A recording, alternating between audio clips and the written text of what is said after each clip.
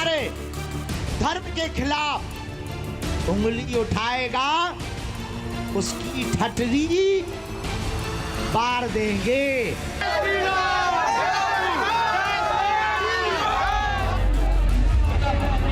हिंदू राष्ट्र के लिए बाबा की प्रतिज्ञा,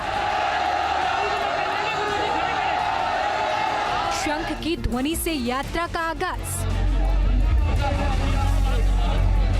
9 दिन 160 किलोमीटर 7 पड़ाव। बागेश्वर धाम पीठाधीश्वर पंडित धीरेन्द्र कृष्ण शास्त्री ने हिंदू एकता के लिए पद यात्रा शुरू की है। इस यात्रा का मकसद सभी सनातनियों को एकजुट करना और अखंड भारत को हिंदू राष्ट्र बनाना है। बाबा बागेश्वर ने मंदिरों और मस्जिदों में राष्ट्रगान बजाने की बात भी कही है ताकि देशभक्तों और देशद्रोहियों की पहचान हो सके। बागेश्वर धाम सरकार के सनातन हिंदू एकता पद यात्रा में लाखों लोग देश और विदेश से भाग ले रहे हैं। लेकिन इसी बीच बाबा के पद यात्रा पर सियासत तेज हो चुकी है। मौलाना ब्रिगेड और सनातन विरोधियों को आग लग गई है, लेकिन बाबा भी इनकी जलन बरकरार रखने में कोई कमी नहीं छोड़ रहे हैं। आज हम बात करेंगे इसी मुद्दे पर। साथ ही आज हम जाति में बटे हिंदू ही हैं या मुस्लिमों में भी जातियां हैं, इस पर भी चर्चा करेंगे।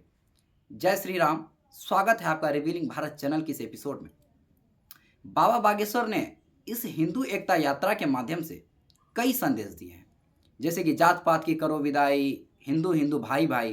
उन्होंने मंदिर और मस्जिद में राष्ट्रगान बजाने की भी बात कही है, जिससे देशभक्त और गद्दारों की पहचान हो सके। उन्होंने कहा, छेड़ोगे तो छोड़ेंगे नहीं, और मैं इस बात का समर्थन करता हूँ। कोई अगर हिंदुओं को आंख दिखाएगा तो हिंदुओं का फर्ज है कि आंख दिखाने वालों की आंख निकाल लो।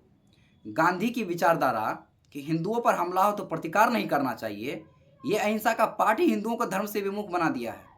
वरना हमारे धर्म में तो कहा जाता है धर्म हिंसा तथैव च, यानी कि धर्म के लिए हिंसा करना सबसे बड़ा धर्म है, और इसकी इजाज़त हमें संविधान भी देता है, क्योंकि आईपीसी की धारा 96 से लेकर 106 तक राइट टू सेल्फ डिफेंस का प्रावधान है। जब अकबरुद्दीन ओवैसी जैसे जाहिल लोग हिंदुओं को धमकी देते हैं कि 15 मिनट के लिए पुलिस हटा दो फिर देख लेना, और उन्होंने हिंदुओं को धमकी देते हुए कहा था कि हम 30 करोड़ 100 करोड़ पर भारी हैं। अरे हिंदुस्तान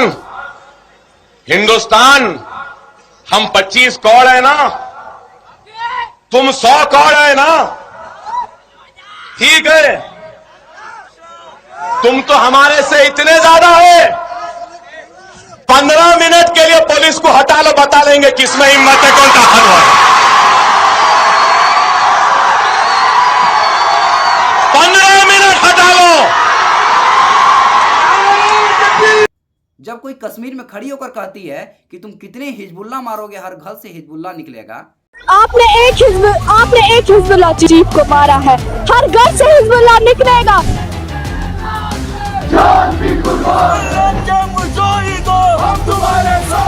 एक आतंकवादी के समर्थन में यहाँ खुलेआम बोला जा रहा है। जो मुस्लिमों के खिलाफ बोलेगा, गृह मंत्री बनने के बाद उसकी नानी याद दिला देंगे।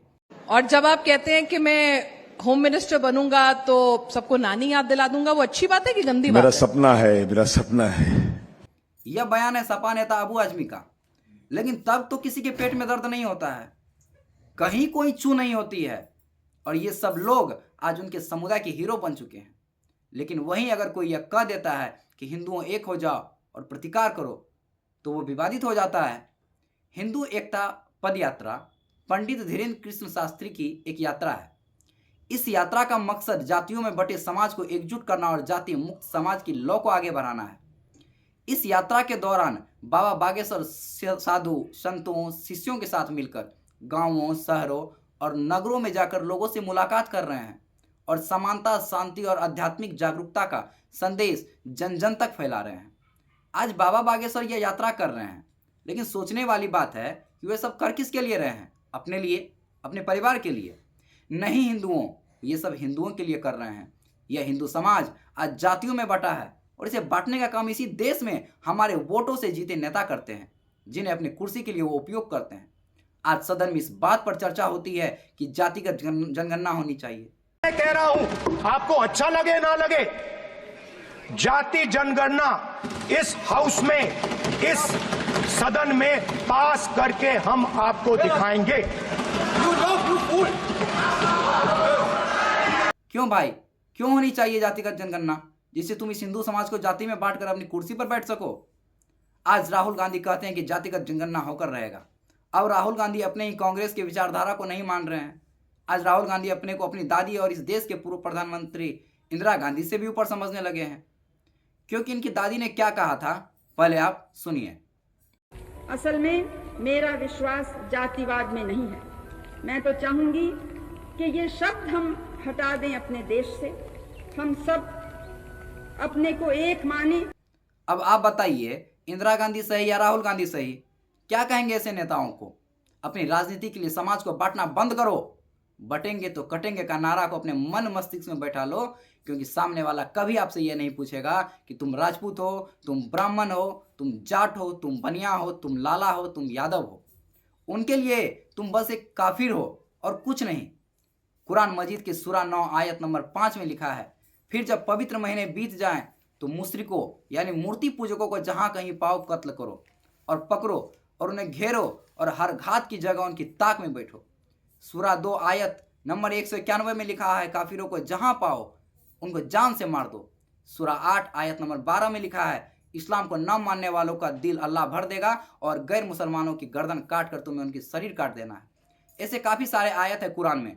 और आज के नेता मुस्लिम तुष्टीकरण के लिए हिंदू मुस्लिम भाई भाई का नारा देते हैं। याद रखिए, गाय को रोटी खिलाने वाले और गाय को रोटी के साथ खाने वाले कभी भाई भाई नहीं हो सकते। इसलिए इन नेताओं के बहकावे में कभी मत आइए। इन नेताओं को बस हिंदू समाज को जाति में बांटकर अपनी राजनीति करनी है। इन्हें कभी अपने कहते सुना है हम मुस्लिमों में जाति का जनगणना करवाएंगे? उनमें भी तो जातियां होती है। फिर इस देश में सिर्फ हिंदुओं के ही जातिगत जनगणना पर इतना जोर क्यों?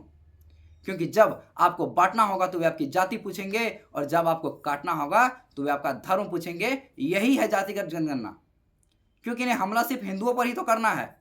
मैं एक बार गौतम खट्टर साहब को सुन रहा था, उन्होंने बड़ी अच्छी बात कही थी कि आज नास्तिक लोग अगर किसी पर प्रहार करते हैं तो केवल सनातनियों पर, वामपंथी लोग किसी पर कोई टिप्पणी लिखते हैं, कोई पुस्तकें लिखते हैं, नैरेटिव गलत फैलाते हैं तो वो केवल सनातनियों पर।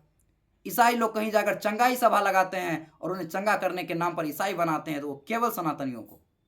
मुसलमान कहीं अगर नरसंहार करता है तो केवल सनातनियों का। कोई ईसाई अपनी चंगाई सभा कभी मुसलमानों के यहाँ नहीं लगाता, क्योंकि वह जानता है कि उसका दुकान वहाँ नहीं चलेगा।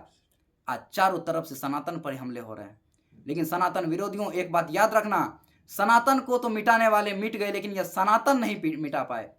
सनातन को मिटा दे कोई ऐसा पैदा नहीं हुआ है। बीबीसी की एक रिपोर्ट के मुताबिक मुसलमान में जातियां होती है। सुन्नी के अंदर 6 जातियां हैं, हनफी, मालिक, साफाई, हम्बली, वहाबी। इन्हें अहले हदीस भी कहते हैं। उसके बाद है अहमदिया। शिया के अंदर 3 जातियां हैं, इस्ना, अंसारी, इस्माइली और जैदी। हनफी के अंदर 2 अलग अलग जातियां और है, देवबंदी और बरेलवी। उसी तरह शिया में इस्माइली के अंदर 4 अन्य जातियां हैं, फातमी, बोहरा, खोजे और नुसेरी।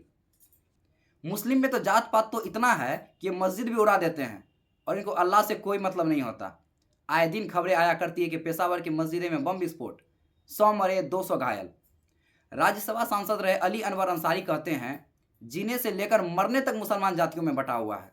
शादी तो छोड़िए, रोटी बेटी का रिश्ता भी नहीं है, 1-2 अब्बात को छोड़कर।